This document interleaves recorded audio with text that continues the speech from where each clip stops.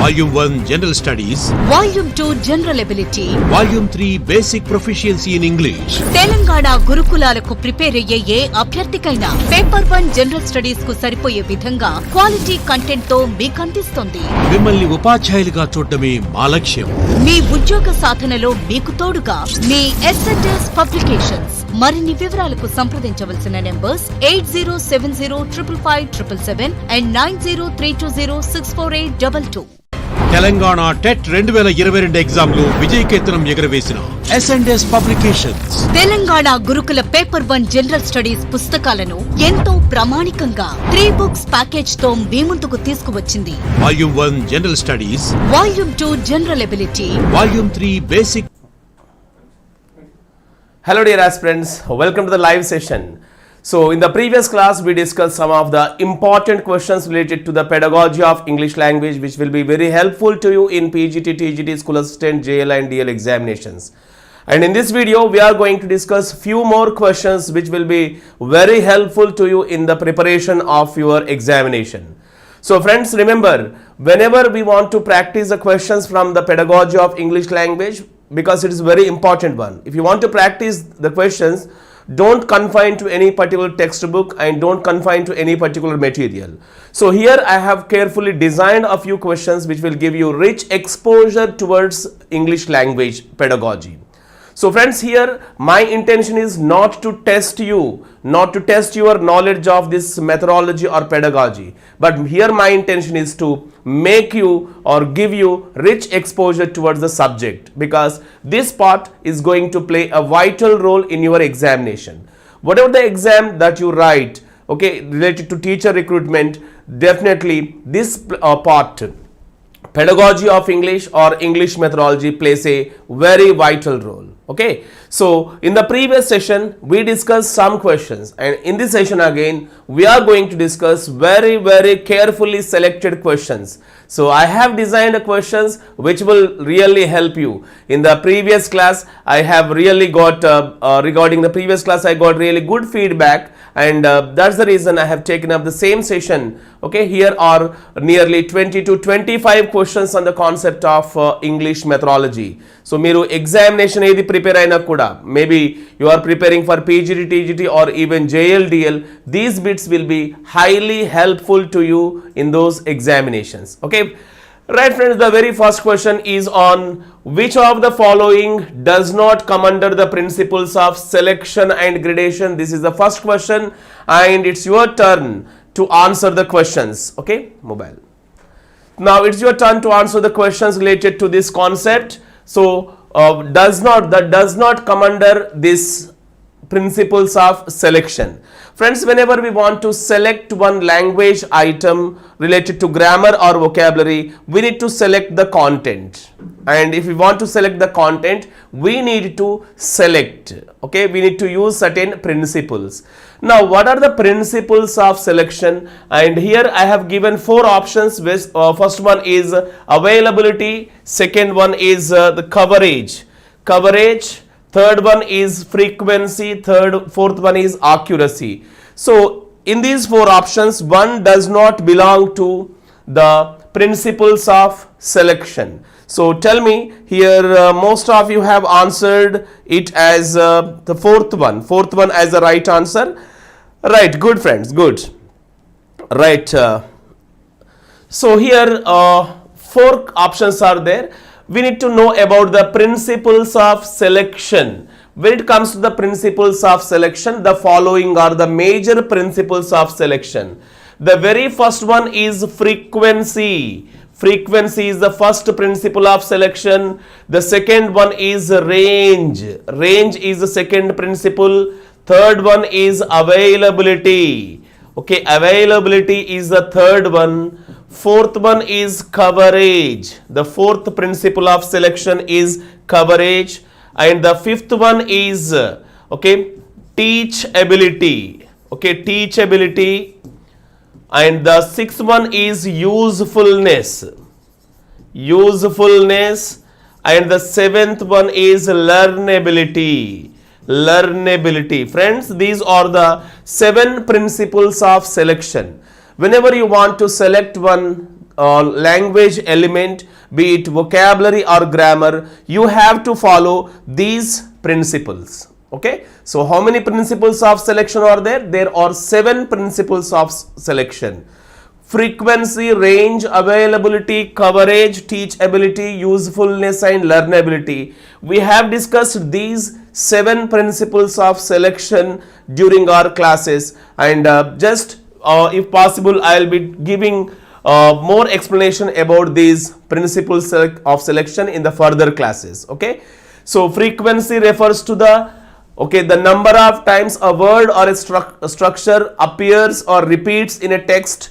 The range refers to the number of context in which a word or structure can be used, and availability refers to the language item that is available in the surroundings of the student should be selected. Coverage, okay, it refers to how far the word is covered in a particular language element, and teachability, how far it is convenient and easy to teach, and usefulness, how far the word or structure is useful for the learner in his real life, and learnability, it should be according to the level and age of the learner. Okay, these are all the principles of selection. Whenever you want to select one language item, we need to follow these 7 principles of selection.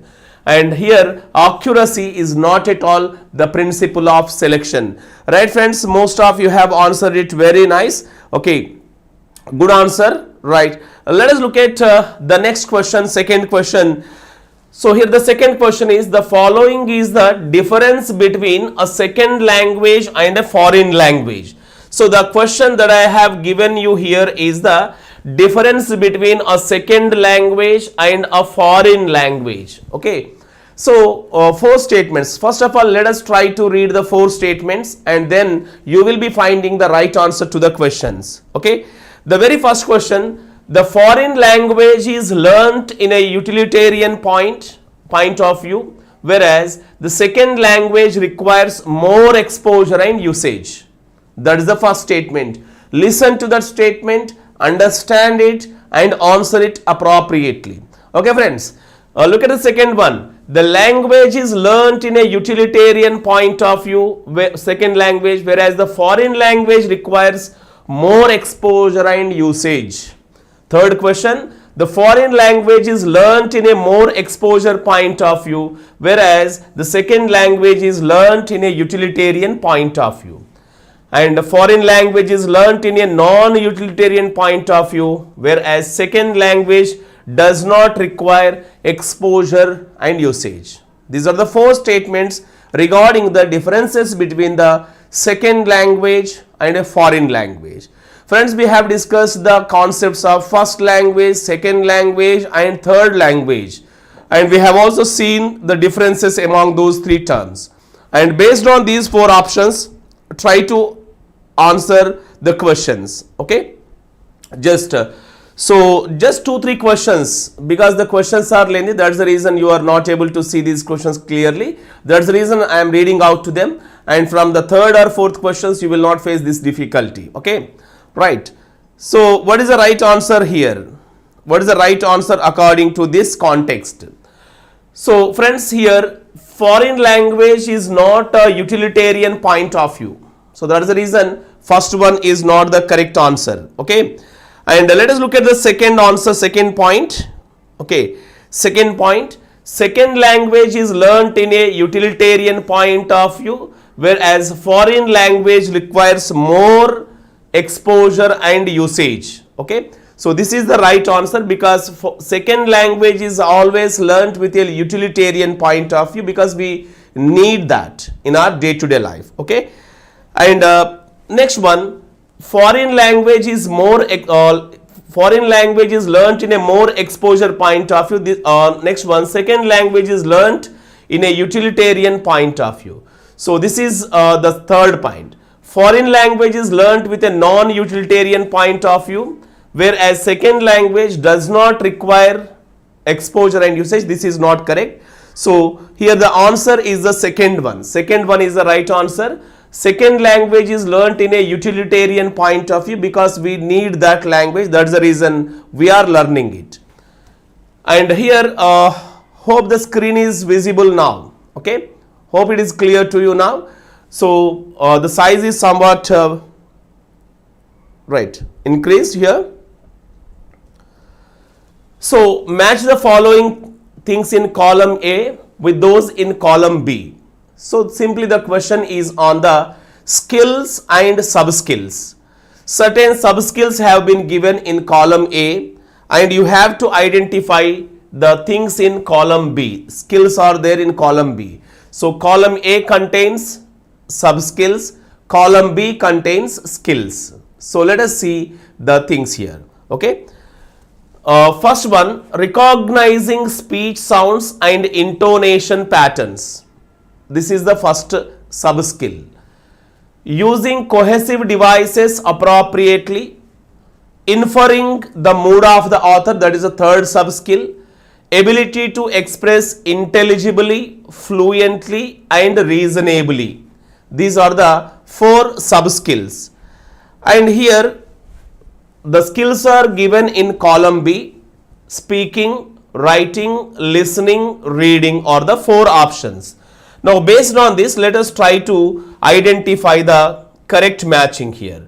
Friends, recognizing the speech sounds and intonation patterns is a sub-skill of what? What skill has this sub-skill? Okay, can you answer to this question? Recognizing speech sounds. Okay, recognizing speech sounds and intonation patterns come under the listening skill. Whenever we listen, we recognize the speech sounds appropriately. Whenever we listen, we recognize the intonation pattern. So this is a sub-skill related to listening. Okay, this is a sub-skill related to listening. And next one, using cohesive devices appropriately. So when do we use the cohesive devices appropriately? Using cohesive devices is a sub-skill of, it is a sub-skill of writing. So using cohesive devices appropriately, second one is the right answer. Okay. And third one, inferring the mood of the author. We infer the mood of the author whenever we read it. So that's the reason reading is the main skill. Ability to express intelligibly, fluently and reasonably. This is the sub-skill of speaking. Okay. So here according to this, A must have 3. So A3 here. And B2, C4 and D1. Third one is the right answer to this question, friends. Okay. Third answer is the correct one to this question. Friends, such kind of questions are expected in the examinations like PGT, TGT or even JL and DL. Do not expect direct questions. Okay. Most of the time the questions will be framed. Okay. Mirandaru kuda gata examinations lo choose untaru questions ela adugutunnaru anedi. Most of the time the questions contain match the following questions. Second one, choosing the correct and incorrect statements. They'll give 2 statements and you have to choose the correct statement and incorrect statement from the given list. And the third kind of question is assertion and reasoning type of question. You all know it very well. Assertion, a statement is given and its reason is given under R. And you have to choose which one is correct and which one is incorrect. That is the third type of question.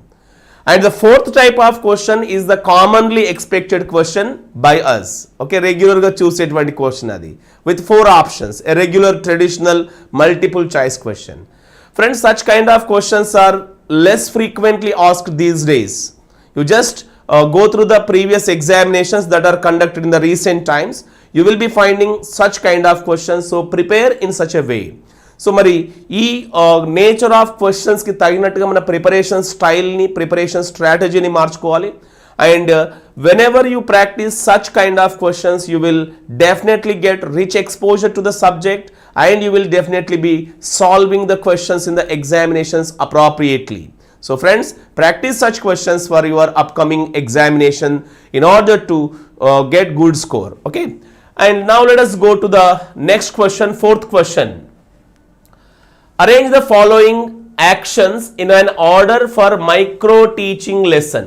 Okay, so here 1 2 3 4 statements or 4 steps of a micro teaching lesson are given.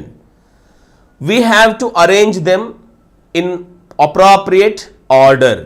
The very first one is the supervisor and the peers give their feedback. The lesson is observed by the peer group and supervisor. The trainee replans and reteaches the lesson. The lesson is carefully planned by the trainee. These are the 4 statements. Friends, I am expecting answer from you. You have to answer the questions. Okay. So which is the right answer? Okay, which is the right order? Again, చూసారు కదండి question రెగ్యులర్గా ఉండేటువంటి question కాకుండా just such kind of questions are expected these days. Okay, so what is the correct answer according to these stages of micro teaching? Okay friends, you all know that first the teacher carefully plans the lesson. Okay, planning is done by the teacher. After planning, the trainee teacher, he teaches the classroom, and while the trainee teacher is teaching, the peer group or even the mentor or even the supervisor observes.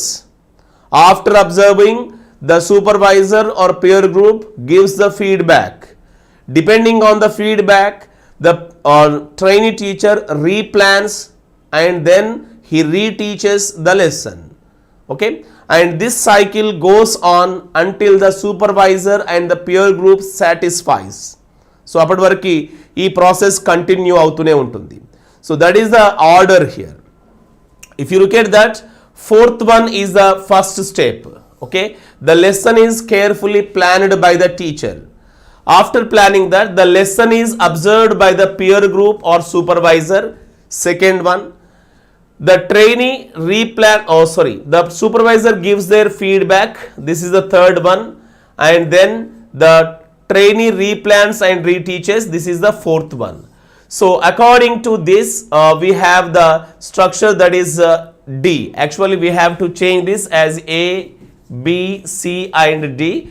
So first one, D is the first step here, and after that B, and after that A, then C. So D, B, A and C. This is the correct order for the teaching of a micro teaching. This is a micro, it is about micro teaching. So here second one is the right choice. Second one is the right answer to this question. Friends, whenever we look at this concept, there are many things that we need to focus on when it comes to the micro teaching.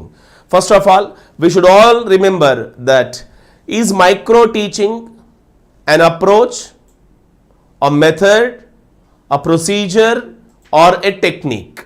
What is micro teaching? Just a simple question to you. What is micro teaching? Is that a technique? Is that a procedure? Is that an approach? Or is that a method of giving training to the teachers? Okay, what is that? Just tell me the answer to this question. Okay, so friends, you all know that this is nothing but a technique, a teacher training technique. Okay, here we give training to the trainee teachers. Okay, that is a technique. This is not a method, this is not a procedure, this is not even an approach. Friends, what are the things that we need to know whenever we prepare for micro teaching? So micro teaching సంబంధించి prepare అయ్యేప్పుడు మనం ఏ అంశాల పైన focus చేస్తుండాలి? So first of all, we need to know about the introduction or historical background of the micro teaching. Why this micro teaching came into existence? Who designed this micro teaching? What are the definitions of the micro teaching? So ఇవి బేసిక్గా మనం introduction పార్ట్లో తెలుసుకోవాల్సి ఉంటుంది. And you all know that Allen and others, they designed the micro teaching at the Stanford University. And according to them, what is a micro teaching? Micro teaching is a first option చూడండి, micro teaching is అంటాడు. Micro teaching is the very first one. Micro teaching is a scaled down encounter process. Second one, micro teaching is a scaled down teaching encounter process. Two options are given. Which one do you choose here? Okay, second option. So micro teaching is a scaled down teaching encounter process where the teaching topic is reduced, the teaching context is simplified, and the time of the class is reduced, and even the size of the class is reduced, where the teacher focuses only on the improvement of one skill. Okay, by the way, how many sub skills are there under the micro teaching? మరి micro టీచింగ్లో ఎన్ని sub skills ఉన్నాయి? How many sub skills are there under micro teaching? Yeah, can anyone send a message okay in the comment section? How many sub skills are there in micro teaching? Okay, so according to Iris Paintal, he said that there are 13 sub skills in micro teaching.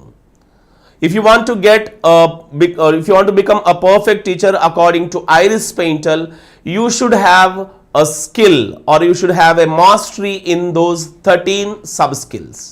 So this is a question that we can expect in the examination. According to Iris Paintal, there are 13 sub skills. Even the process of micro teaching is also suggested by Iris Paintal. And then we need to know about the features of micro teaching and the benefits, advantages of micro teaching, and also the limitations of micro teaching. These are the things that we need to cover whenever we prepare for the micro teaching concept. And even 13 sub skills are there. In the 13 sub skills, you should make note of what are the things that are covered under each sub skill. ఒక్కో sub స్కిల్లో మళ్ళీ cover అయ్యేటువంటి అంశాలు ఏంటో కూడా మనం తెలుసుకోవాల్సి ఉంటుంది. Anyhow most of you have answered correctly to this question. That is the order in micro teaching lesson. The second one is the correct answer to this question. Right friends, good. And now let us look at the next question. Question number 5. Arrange the following ELT methods and approaches in the order in which they appear. Okay, this question is on the order of the methods and approaches related to teaching of English language teaching కి సంబంధించి ఇక్కడ కొన్ని methods ఇచ్చాను. మీరేం చేయాలి? You have to arrange them in their correct chronological order. Okay, chronological order లో మీరు దాన్ని అరేంజ్ చేయాల్సి ఉంటుంది. Okay, so this is also very useful question and we expect such questions in the examination. Okay, right. So first one is direct method, second one is the communicative language teaching. This is not a method, this is an approach. And third one is grammar translation method, and the fourth one is the silent way method. Okay, and you have to arrange them in proper chronological order. So depending on the time, you need to arrange them in a proper sequence. Okay, now you can answer the question to this fifth one. What is the right answer? Okay, just I am looking at the answers here. What is the correct order?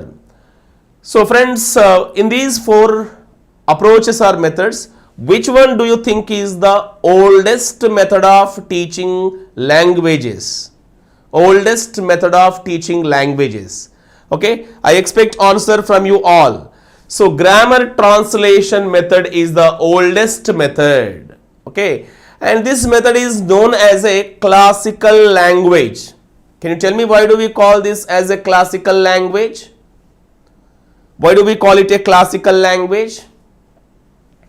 Because this method was used to teach the classical languages.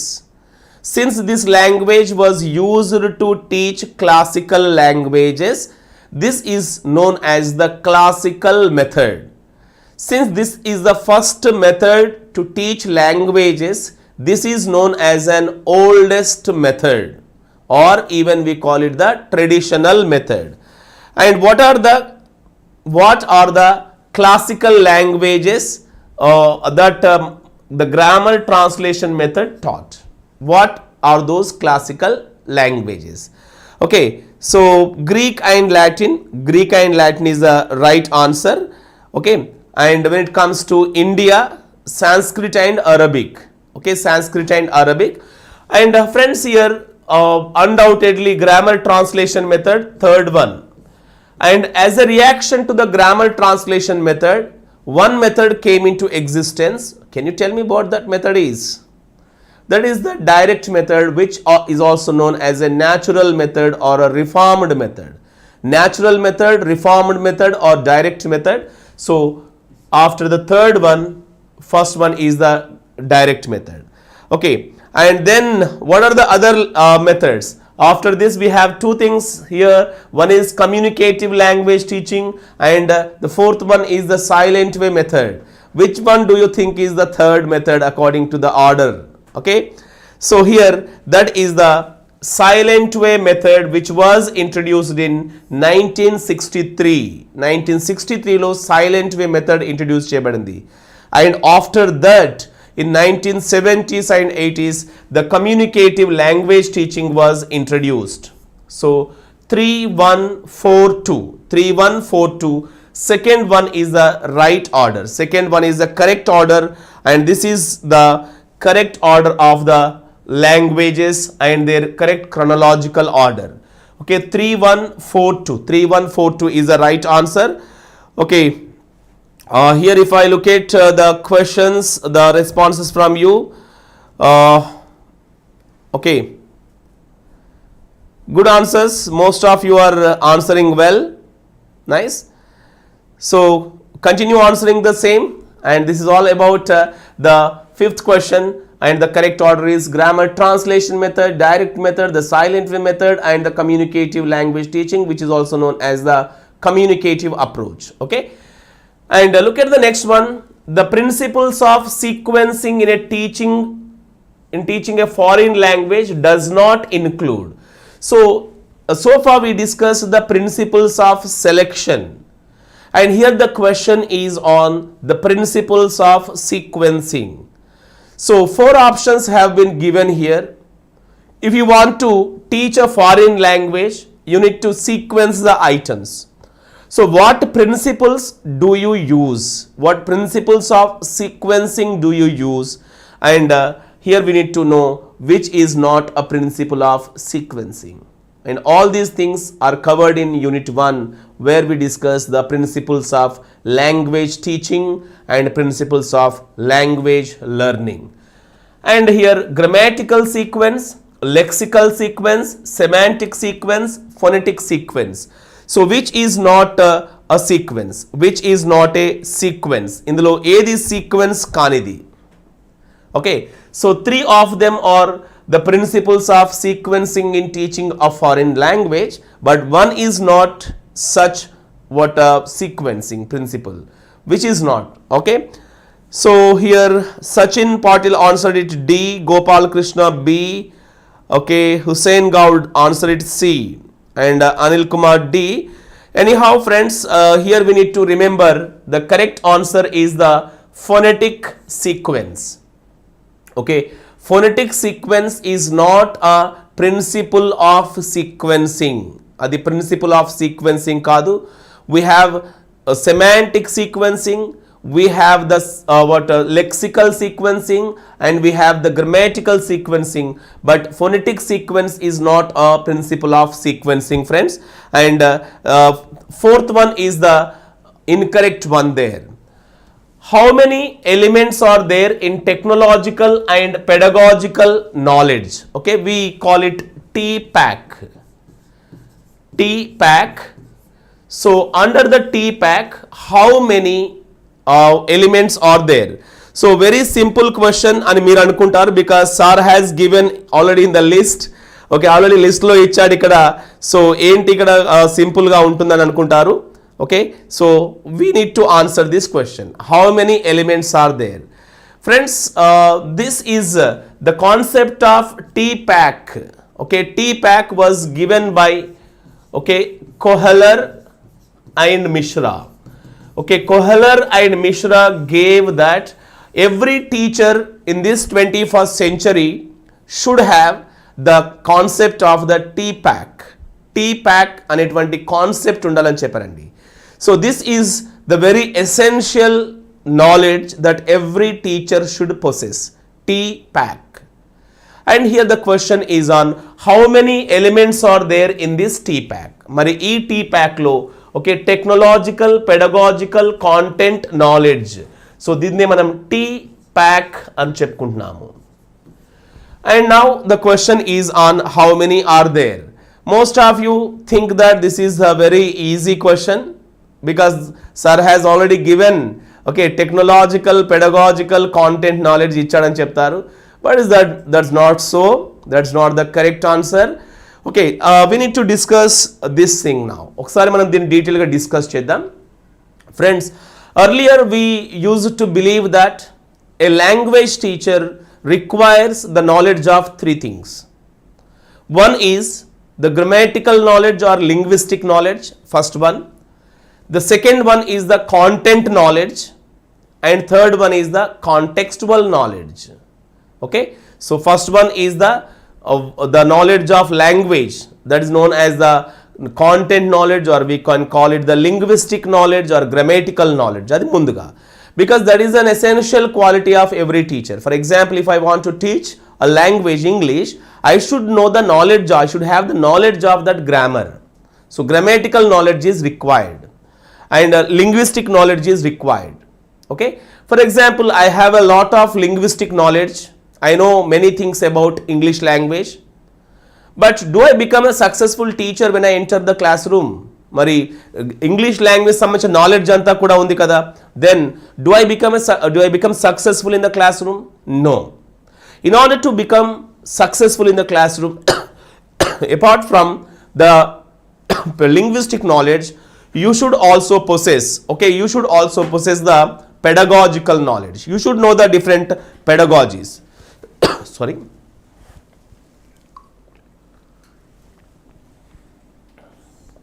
Okay, you should also have the pedagogical knowledge, and pedagogical knowledge is not what enough. Apart from the linguistic knowledge, apart from the pedagogic knowledge, you should have the knowledge of the context where you are teaching. For example, I know many things about language. I have studied a lot of concepts under pedagogy of English language. Still, I may not be successful in the classroom if I do not know the context where I am teaching. So that's the reason contextual knowledge is also very essential. So we used to believe that content knowledge, that is linguistic knowledge, second one pedagogic knowledge, third one is the context knowledge. These three are enough. But here Chagalera and Mishra gave with the term that is TPAC. Every teacher who is teaching in 21st century should have the knowledge of TPAC. So here TPAC is a combination of the skills that are required. Now let me explain you this in detail. So here this is the technological knowledge. Okay, technological knowledge, this is technological knowledge, and for example this is the content knowledge, and the third one is the pedagogical knowledge. Okay, pedagogical knowledge. These are the three elements. So how many elements are there so far?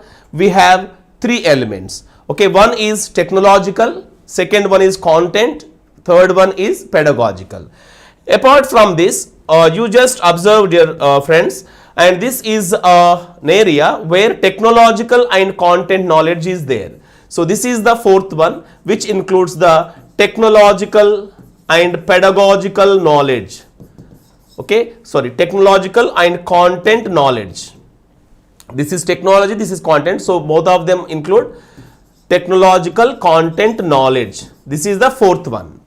And fifth one, if you look at this particular area, okay, this area, this is content and pedagogical knowledge. Content and pedagogical knowledge.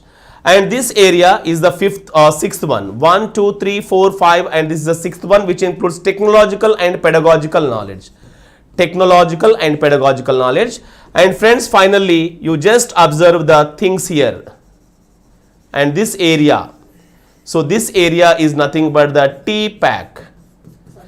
Okay, which includes technological, contextual, and even content and pedagogical knowledge. This is TPAC, and the seventh one. So how many elements are there in total? According to Chagalera and Mishra, there are 7 elements. There are 7 elements in this one. So answer is the fourth one. Fourth one is the answer. There are 7 elements in the T pack. So now a teacher of the 21st century is expected to have the knowledge of T pack. T pack stands for T, technological, P, pedagogical, and C is a content, K for knowledge. Okay, so technological, pedagogical, and content knowledge is the T pack, and it has 7 components in it, and this is the description of the 7 component. Friends, I hope you all have understood what I mean here, and this is all about the 7th question, and now you are able to answer my question. Earlier you thought that 3 elements were there in that, but now you came to know that there are 7 elements in T pack. Okay, so this is understanding, and this kind of understanding should be done in the classroom. Okay, and look at the next one. Why is universal grammar so called? Okay, so Chomsky gave a hypothesis to language, and he came up with a universal grammar. So why did he name it universal grammar? What was the reason to call it a universal grammar? Enduku daniki universal grammar ani name ivalsi ochindi? Let us try to read out the options, and let us try to find out the name, why the name universal grammar given to that hypothesis. Okay, friends, look at the first option. The first one, it is a basic set of basic grammatical principles universally followed and easily recognized by people. This is the first one. It is a set of basic grammatical principles assumed to be fundamental to all natural languages. It's a set of advanced grammatical principles assumed to be fundamental to all natural languages. It is a set of universally respected practices that have come in time to be known as grammar. These are the 4 options, and friends, 4 options seem very similar, but among them only one is the right answer, as you know. Okay, and now you need to answer that right answer. Okay, so why was the name universal grammar given by Chomsky? What's the reason for that? Okay, here for 8th question, most of you have answered second one as the answer B, and a few have answered as C. Let us try to identify the answer here. Okay, it's a set of basic grammatical principles universally followed and easily practiced. This is not universally followed. That's not his intention. According to Chomsky, he gave the hypothesis. The hypothesis is that every language contain same kind of structures and same kind of rules, and all languages are learnt by the learners in a similar, more or less similar manner. So that is his hypothesis. Okay, and according to that, it is a set of basic grammatical principles assumed to be fundamental to all natural languages. So that is the right answer. B is the correct answer to that question, friends. This is about universal grammar, and we need to talk about this when we discuss the theories of language learning. Okay, like the cognitivist theory or behavioristic theory, we have innatist theory, or we have imitation theory, and then we need to know about the second language acquisition theory. As a part of these theories, we need to discuss, and interactionist theory is also there, and ఈ theories of language learning లో మనం చామ్స్కీకి సంబంధించినటువంటి ఇనేటివ్స్ theory గురించి, nativist theory గురించి చెప్పుకున్నాము, and as a part of that we discussed LAD language acquisition device, and we have also discussed the universal grammar. And friends, whenever you prepare for the competitive examinations, you need to know the different types of grammar. You need to know what is functional grammar, what is formal grammar, what is traditional grammar, what is universal grammar, what is generative grammar, and what is transformational generative grammar. These are all very essential, and in the examination you will definitely get one question from this topic, that is the types of different grammars. Okay, so just focus on that and try to get a command over that topic. Okay, and this is all about the 8th question. Still we have 12 questions to discuss, and friends, look at the next one. Children's listening, speaking, reading and writing skills are developed. how are they developed? ఎలా develop అవుతాయి? LSRW are developed in a linear or isolated processes.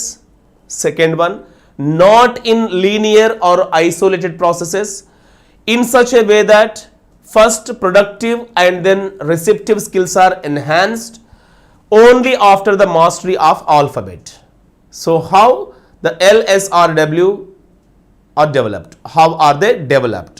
Okay, just try to respond to this question, friends. Okay, 4 options have been given and tell me how children learn LSRW. LSRW ఎలా acquire చేస్తారు మీరు answer చేయాలి. Okay, so just option లెందీగా ఉంది కదా అని చెప్పి C choose చేసుకోకండి. Just think and then choose. Okay, think and choose. And here most of you have chosen C as the right answer for the 9th question, but friends remember it's not at all C. C మాత్రం అస్సలు కాదండి. Okay, so just మీరు అది చూస్ చేసుకుంటారు కాబట్టి lengthy option ఇవ్వడం జరిగింది అక్కడ. Okay, that's deliberate. Okay, then so Ganga sir ఈ క్లాస్ SGT కూడా యూజ్ అవుతుందా సార్ ప్లీజ్ చెప్పండి. Yes exactly, but the difficulty level is somewhat very high, but definitely మీకు SGT ప్రిపేర్ అయ్యే వాళ్ళకి కూడా డెఫినెట్గా యూజ్ అవుతుంది. But it is very high level what learning.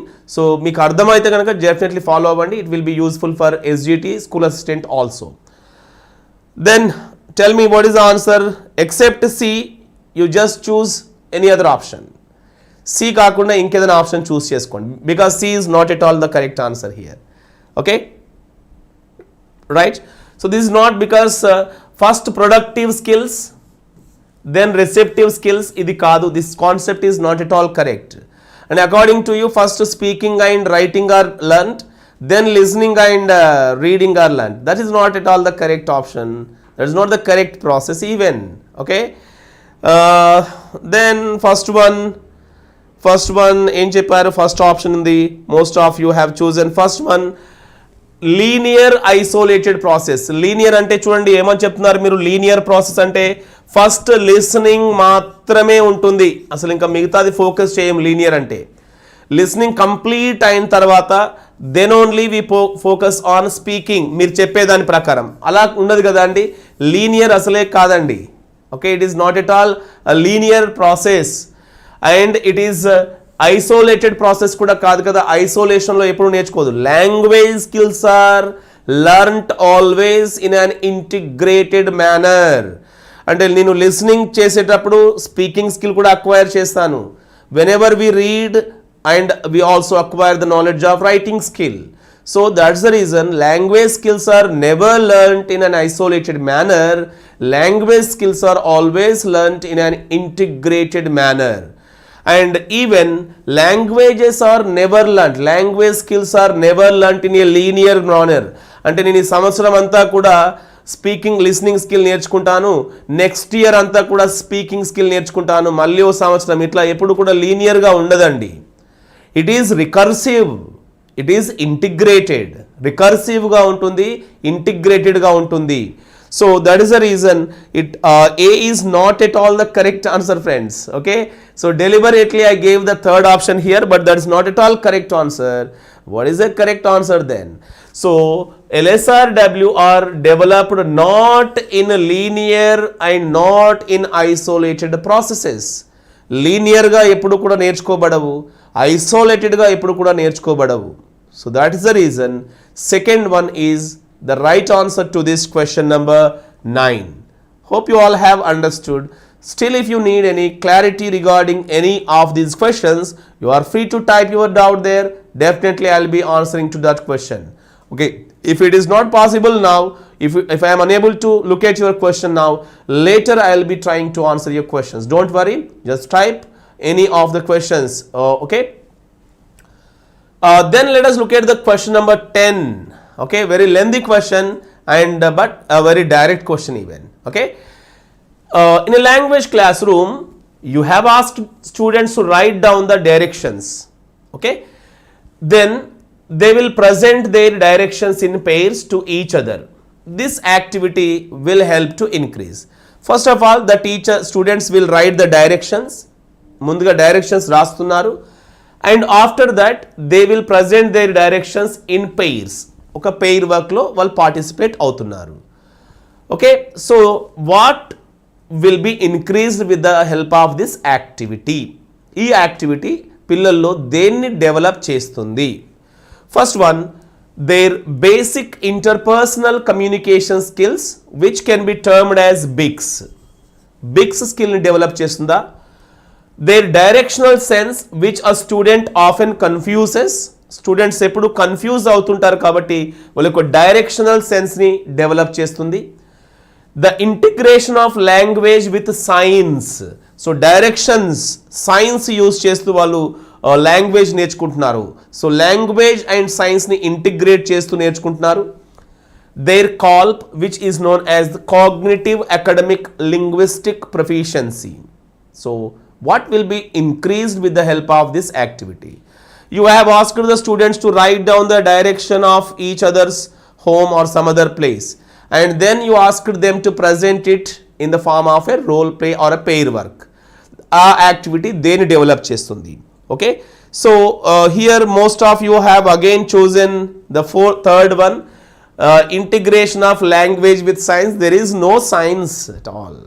Okay, ఒకరింటికి ఇంకొకరు ఎలా వెళ్ళాలో తెలుసుకోవడం సైన్స్ అని అనుకుంటున్నారా? And such integration of science is not at all there here. Okay, that is not the right answer. C, and CALP is also not there. If you use language in order to get the knowledge of some subject, if you use language as an instrument to acquire the abstract thought, that is known as CALP, cognitive academic linguistic proficiency, that's also not correct answer. And you have been left with two choices. One is BIGS and the other one is the directional sense. Okay, friends, here with the help of this activity the students are able to communicate with each other. Okay, ఈ directions రాసి students ఒకరికొకరు ఒక కమ్యూనికేషన్లో engage అవుతున్నారు. So that they are developing their interpersonal communication skills. So that's the reason BIGS is the right answer to this question. This activity improves the basic interpersonal communicational skills of the students. Okay, right. So here the answer is A. A is the right answer to this question, friends. The key principle of language teaching is, we are all teaching languages. Manandaram bhashalu chebtunnamu. I may teach Telugu and my friend may teach English, or some other teacher may teach Telugu, Hindi, etc. But what is the key element? What is the essential or core point in teaching languages? Look at the options and then choose the right answer. The essential or key principle is to motivate the students in the process of learning, to facilitate a learner-centered classroom activities, to maintain discipline in the classroom, to show the teacher's mastery over language. Which one do you think is the core element or very essential element in language teaching? What is the key principle? Okay, మీరు అనుకున్న దాని ప్రకారం ఈ నాలుగిట్లో ఏది key principal అవుతుంది చెప్పండి. Okay, so just let us see. A few have answered it A, and Deepika said learner centered, Deepika Pinky, and Charan said A, Gopal Krishna A, option A, and then Akshaya, learner-centered classroom. Then let us see the correct answer to this question. Okay, this is exactly to motivate the students in the process of learning. That is a principle, but more than that, here the second, we have said it key principle. Okay, both of them are there, but the key principle among them is to facilitate the learner-centered classroom activities. Learner-centered classroom activities, that is very essential. That is a key principle. So learner-centered classroom activity is an activity where we provide learning opportunity to the students. Learner-centered classroom is a classroom where the learner's needs and interests are kept in view in the teaching learning process. Where the learner-centered classroom, the objectives are designed keeping in view the needs of the learners, and the learners are provided with learning opportunities to learn, and the students are not at all the passive recipients of information, but they are the active participants in it. They are the active participants in the classroom. So that's the reason B is the correct answer, to facilitate the learner-centered classroom activities. And 11th question has the second answer. Okay. And friends, here I have given an assertion reasoning question. Just try to understand the statements and then choose the right answer to the question. So here assertion, grammar is best learnt when it grows from language in use rather than when it gets taught as a system of rules. So statement ఏం చెప్తుంది, language అనేది లాంగ్వేజ్లో grammar rules use చేయడం ద్వారా నేర్చుకోవాలి తప్పితే దాన్ని ఒక సిస్టమ్ ఆఫ్ రూల్స్ లాగా టీచ్ చేసినప్పుడు నేర్చుకోలేము అని చెప్తుంది. And second one, what must be seen as essential is adequate provision for a meaningful use of language.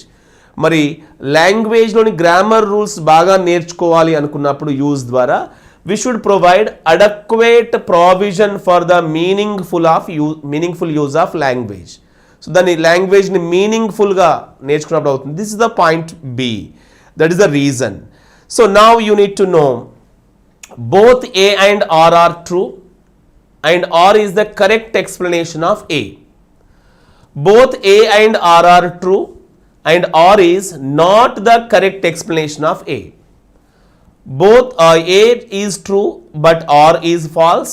A is false but R is true. This is the assertion and its reason. You need to choose the answer from these four options. Okay. And now you first tell me, do you accept with the assertion? Is assertion true or false? First let me know from you. Is it true or false assertion? Okay. Assertion is true and its reason is also appropriate. Assertion says that grammar rules are best learnt when it grows from language in use. Language ni use చేస్తున్న కొద్ది grammar rules ni నేర్చుకోవచ్చు అని చెప్తుంది. And in order to do this, what is essential? Adequate provision for the meaningful use of language, that is essential. So that is the reason both A and R are true and R is the correct explanation of A. Okay, statement first option is the correct answer to this question. Okay, and here some of you have answered it correctly. Okay, good, and keep answering. Still we have 8 more questions to discuss. The 13th question is, formative evaluation is. What is formative evaluation?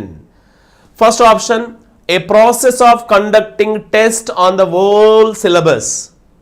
Second one, a process of ultimate feedback on performance, a process of ongoing feedback on performance, a process of assessing all-round development.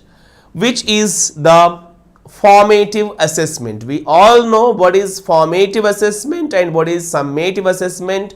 And here I have given question on the formative assessment and its purpose. Okay, and this is the question number 13 and I expect an answer from you all. So let me read it out. Akshaya, third option. Okay, then we have Sachin, third option has Gopal Krishna has chosen third. Mahesh, Janaki, Nagalakshmi. Okay, good. So most of you have chosen third answer as the right one. Okay, so see here, a process of conducting test on the whole syllabus. If you conduct one test or examination on the whole syllabus, it is not at all the formative assessment, it is nothing but the summative assessment. So first one is not correct. A process of ultimate feedback on performance, the thing that gives ultimate feedback on the student's performance is called the summative assessment. The assessment that tells about the success or failure of the students is nothing but the summative assessment. The assessment that tells whether to promote a student to the higher level or next level is known as the summative assessment. So that's the reason this is also not the formative assessment. A process of ongoing feedback. This is the right answer to the question. Okay, formative assessment is a process of giving ongoing feedback on the performance. So this is a assessment which is also known as the ongoing evaluation. Okay, right friends, the answer to this 13th question is 3, as most of you have chosen. And here is the 14th question. Johnson's Dictionary of English Language was published in the year dash. Okay.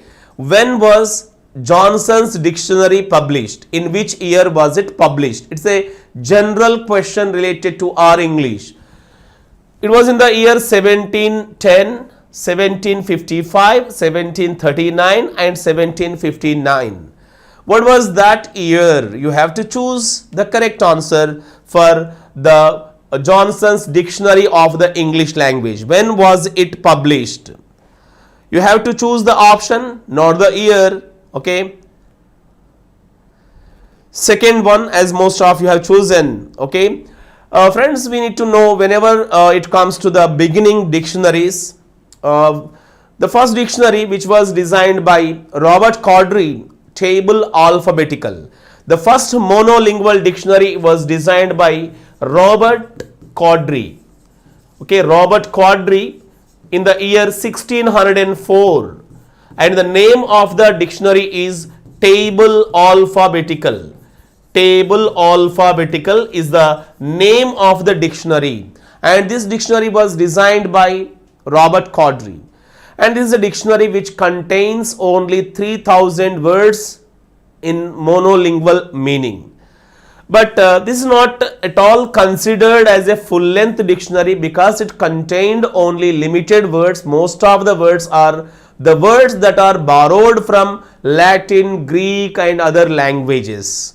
Okay, but the first complete dictionary was designed by S. Johnson in the year 1755. So that is the reason S. Johnson's dictionary was considered the first English dictionary. So answer to this question is B. 14th question has the answer of B. B is the correct answer. Okay, so this is the right answer to the question, friends. And then we go to the question number 15. 15th question. When your pupils want to pick up the important points and discard irrelevant information, what type of reading would you suggest? Okay, so you want your students to pick up the important points and you want them to discard the irrelevant information. So friends, what is this strategy called? According to Riddle, there are 3 strategies to reading. Riddle said that there are 3 strategies. One is skimming, second one is scanning, and third one is intensive reading. These are the 3 strategies that we adopt when we read something. And when you want your students to pick some information, when you want your students to discard some information while they are reading, that strategy is nothing but, can you tell me? Scanning, intensive reading, extensive reading, skimming. And I would like to give one clue, and that clue is it is not extensive reading. That is a clue, and you have been left over with 3 options and you need to choose from these 3. Which one do you choose? Okay, so right, the correct answer to this question, 4th one, that is skimming. Okay, skimming. Friends, let me explain you the strategy of skimming. Skimming is to get the central idea. Skimming is to keep the relevant information and discarding irrelevant information whenever they read. And skimming is to get the gist or the summary of the reading material. And skimming is the reviewing or previewing or overviewing the material. Skimming is revising the material that has already been read by us. These are all the strategies of skimming. And here the question is, if you want your students to pick the important points and discard irrelevant, that strategy is nothing but skimming. Just you look at, friends, whenever you read the newspaper, what do? Whenever you read the newspaper, first you read the heading and headline. Em chestaru meer newspaper chadivetappudu heading and subheading చూస్తారు. చూసిన తర్వాత if that is relevant to you, you read that article. అది మీకు relevant గా అనిపిస్తే మీరు అది చదువుతారు. If it is irrelevant, if it is not related to you, what do? That you discard that.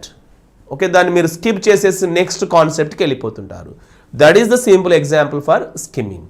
Okay, right friends. And then let me give the next question, question number 16. Again we have a match the following type of question, and according to the Bloom's taxonomy I have given the verbs used to write the objectives రాయడానికి verbs ఇచ్చాను, and here the skills are given, and now you have to choose the verbs to write the objectives with the skills. First one is define, show, differentiate and combine. These are the four. And the other side we have synthesis, analysis, knowledge and application. We have to match them appropriately. We need to match them appropriately.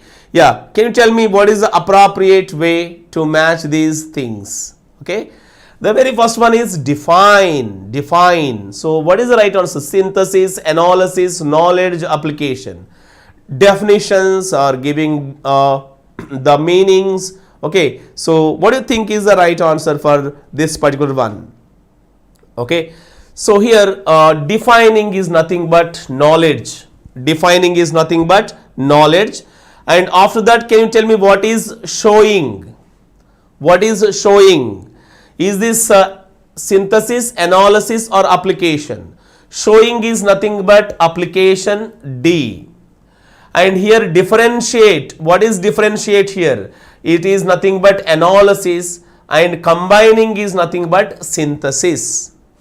Okay, so friends, verb defining is related to the knowledge, showing is related to application, differentiating is related to analysis, combining is related to synthesis.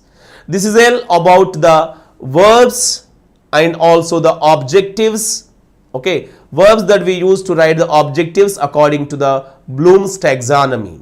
We need to know the Bloom's taxonomy according to the old version and the revised taxonomy. రెండిటి గురించి కూడా తెలుసుకోవాలి. Both of them are very essential to learn. Okay, friends, this is all about the concept, and according to this the right answer is the fourth one.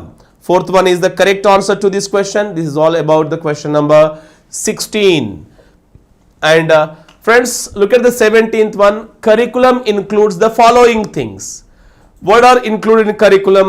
Curriculum includes the assessment of the needs of the learner, assessment of the needs of the learner, development of goals and objectives, making plans for syllabus, selection of teaching approaches and materials, decision about assessment procedure and criteria.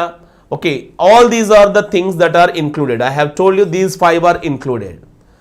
Since curriculum includes all these 5 elements, what can we conclude about curriculum?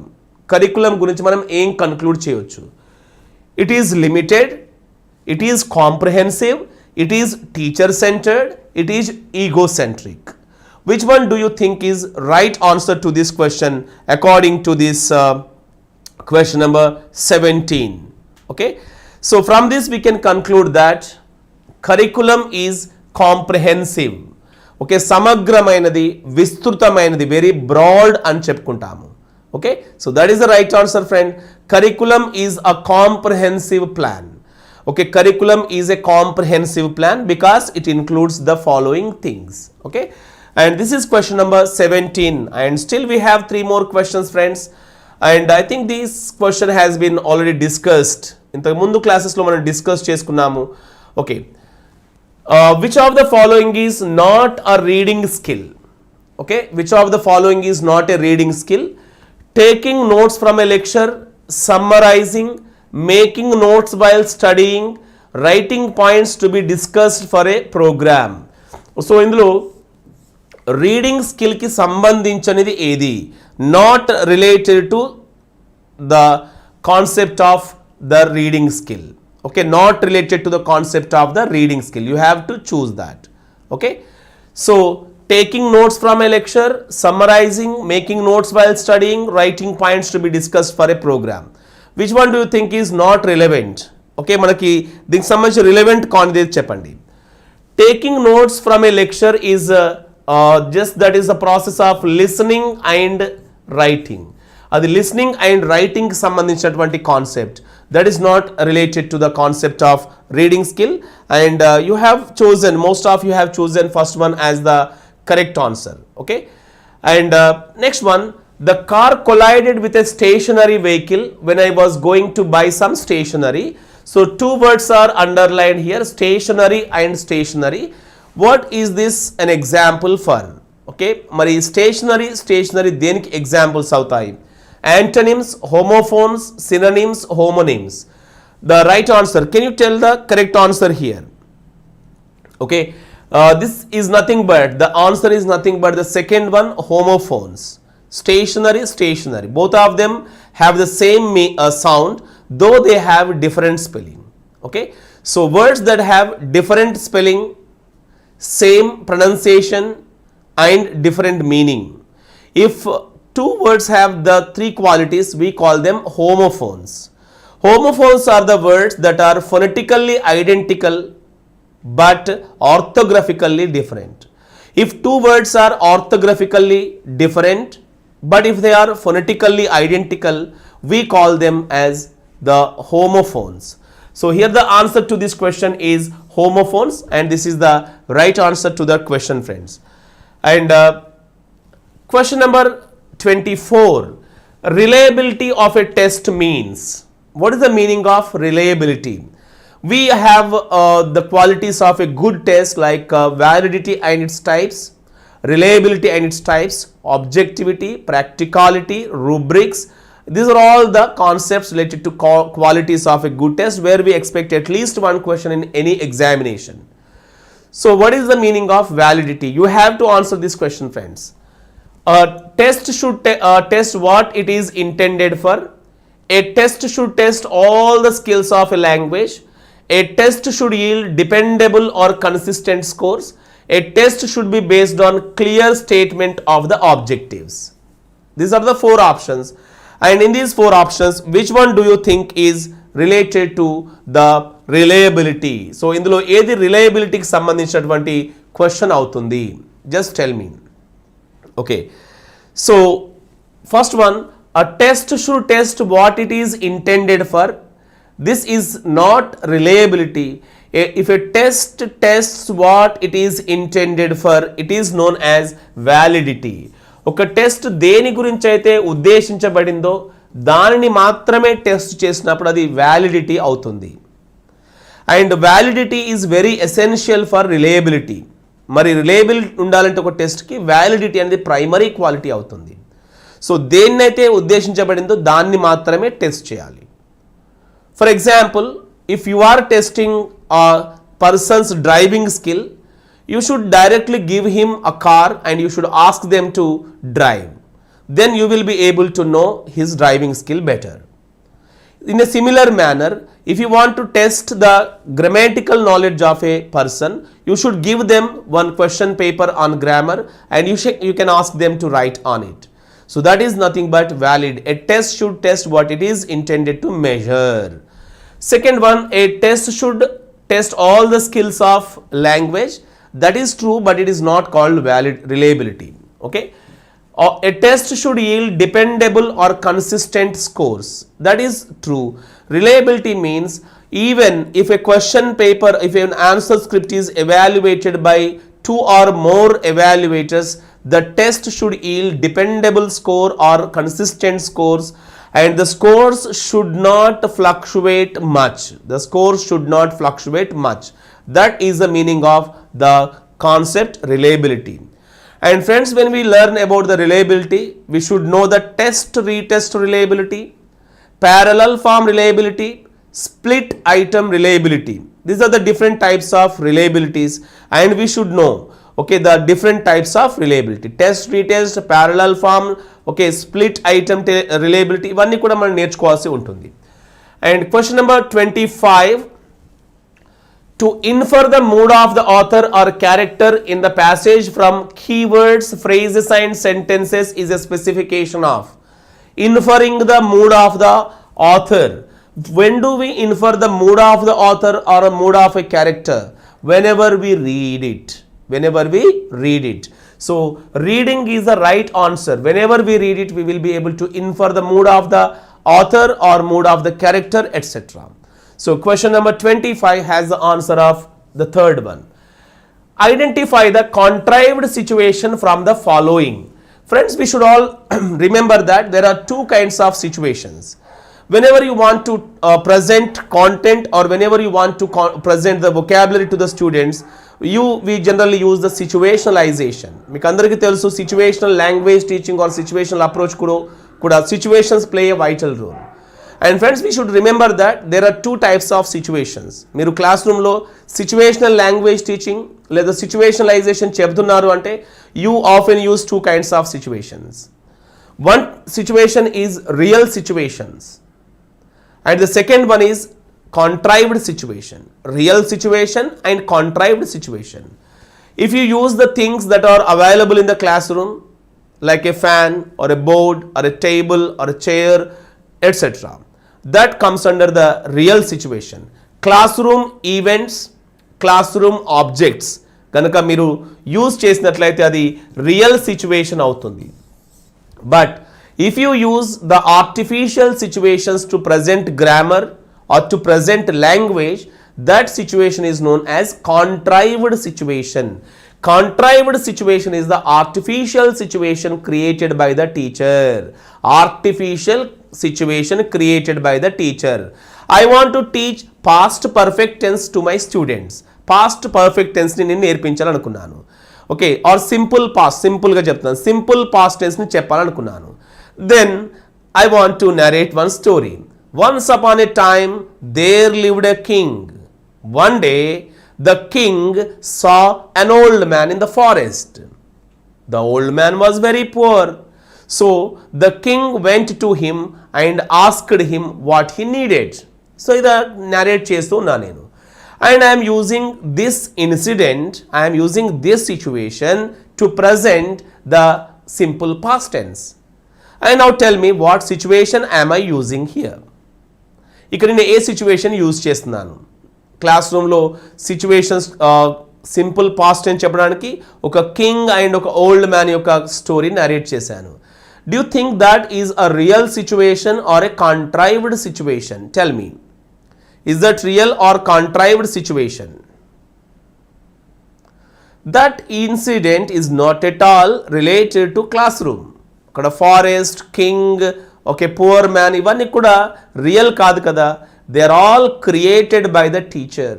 They are all artificial events. They are all okay a natural incident. So that's the reason we call it contrived situation. Contrived situation. Okay, and then let me give you one more example. I want to teach present perfect tense to my students. Present perfect tense ni teach cheyalanunnaanu. Then I said, I wrote something on the board. Okay, I wrote something on the board and I said, students, I have written something on the board. And then I walked here. Students, I have walked so far. Okay, and Geeta has just come into the classroom. ఇవన్నీ కూడా teacher use చేస్తున్నాడు.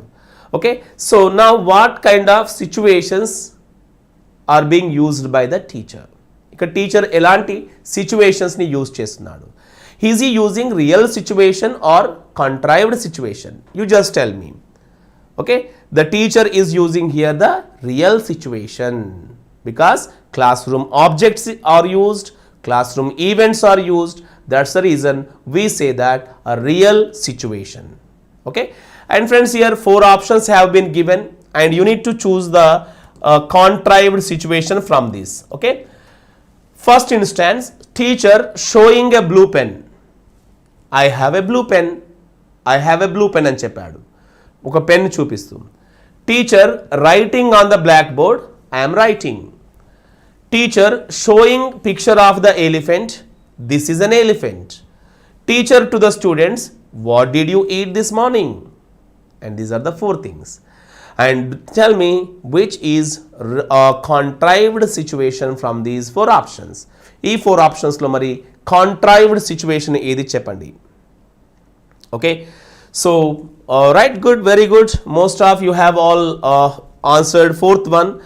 first, second, third are the real situations, where the fourth one is the artificial situation, and that's an example for the contrived situation, friends. And these are all the questions that we have discussed so far. Okay, I hope you all have understood, and all of you have got some inputs and a rich exposure towards this subject. Okay, if you have any doubts or queries regarding these questions, you can post your comment here so that I will be answering to that question. Okay, so be quick and post your question here so that I will be answering. Okay, so far I have not received any question, just I will be waiting for 1 or 1.5 minutes, and then we will be winding it up. Okay, Sachin Patil, thank you sir. Okay, welcome, and I'll always be working hard to give you rich exposure towards the subject pedagogy of English language, and definitely it will be highly helpful for you all in becoming succeed. Okay, right, thank you so much. Alright, since I have not received any questions so far, and let's call it a day, and let's meet in the next live session with a few more questions to discuss. Right, thank you so much, and I wish you all the best. Telangana TET 2022 ఎగ్జామ్లో విజయకేతనం ఎగరవేసిన S&S publications Telangana గురుకుల paper 1 general studies పుస్తకాలను ఎంతో ప్రామాణికంగా 3 books package తో మీ ముందుకు తీసుకువచ్చింది. Volume 1 general studies, volume 2 general ability, volume 3 basic proficiency in English. Telangana గురుకులాలకు ప్రిపేర్ అయ్యే ఏ అభ్యర్థికైనా పేపర్ 1 జనరల్ స్టడీస్ కు సరిపోయే విధంగా క్వాలిటీ కంటెంట్ తో మీకు అందిస్తోంది. మిమ్మల్ని ఉపాధ్యాయులుగా చూడటమే మా లక్ష్యం. మీ ఉద్యోగ సాధనలో మీకు తోడుగా మీ S&S పబ్లికేషన్స్. మరిన్ని వివరాలకు సంప్రదించవలసిన నెంబర్స్